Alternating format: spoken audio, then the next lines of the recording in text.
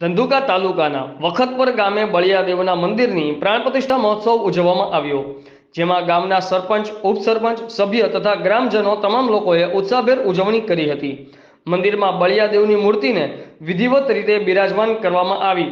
સાથે જ ગામને ધુમાડા બંધ આરતી મહાપ્રસાદનું આયોજન કરવામાં આવ્યું હતું. તમામ ગામ લોકોએ પ્રસાદી લીધી હતી.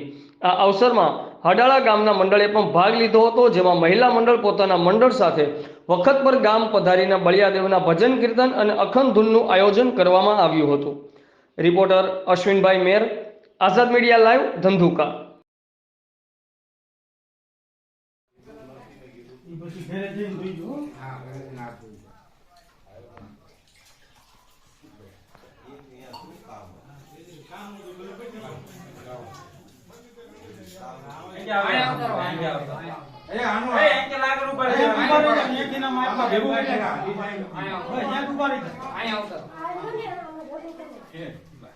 એટલે ઓલા આવી ગયા અને આપ્યા